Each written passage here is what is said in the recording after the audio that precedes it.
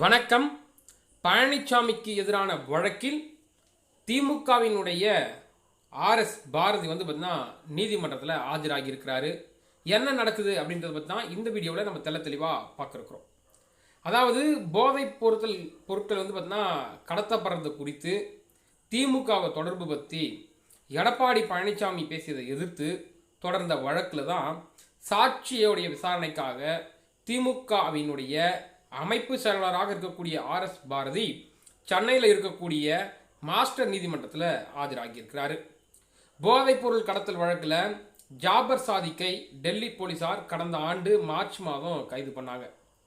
இதை பார்த்தீங்கன்னா திமுகவுடன் ஜாபர் சாதிக்கை தொடர்பு படுத்தி அதிமுகவின் பொதுச் செயலாளரும் முன்னாள் முதலமைச்சருமான எதிர்க்கட்சி தலைவர் எடப்பாடி பழனிசாமி தன்னுடைய சமூக வலைதள பக்கத்தில் பதிவிட்டு இருந்து வருவதால் 1 கோடி ரூபாய் மான நஷ்டீடு கேட்டு வழங்க உத்தரவு கோரி திமுக தரப்பில் இருக்கக்கூடிய அமைப்பு செயலாளர் ஆர்எஸ் பாரதி வழக்கை தொடர்ந்தார்.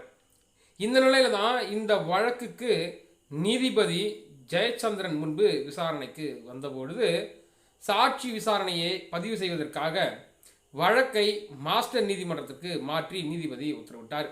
அதன்படி தான் சென்னை உயர்நீதிமன்ற வளாகத்தில் உள்ள கூடுதல் மாஸ்டர் நீதிமன்றத்தில் திமுகவினுடைய அமைப்பு செயலாளர் ஆர்எஸ் பாரதி நேரில் ஆஜராகி சாட்சியம் அளிக்க ஆவணங்களை தாக்கல் செய்திருக்கிறார்.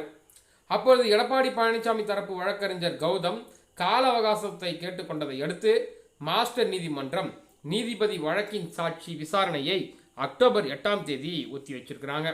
தப்போஸ் இந்த ஆர்எஸ் பாரதியுடைய சாட்சியத்தை நீதிமன்றம் ஏற்றுக்கொள்ளும் பட்சத்தில் எடப்பாடி பழனிசாமி தரப்பிலிருந்து சுமார் 1 கோடி ரூபாய் மான நஷ்டீடாக ஆர்எஸ் பாரதியிடமோ அல்லது திமுகவினரிடமோ வழங்க வேண்டும் அப்படின்ற தீர்ப்பு வரும்.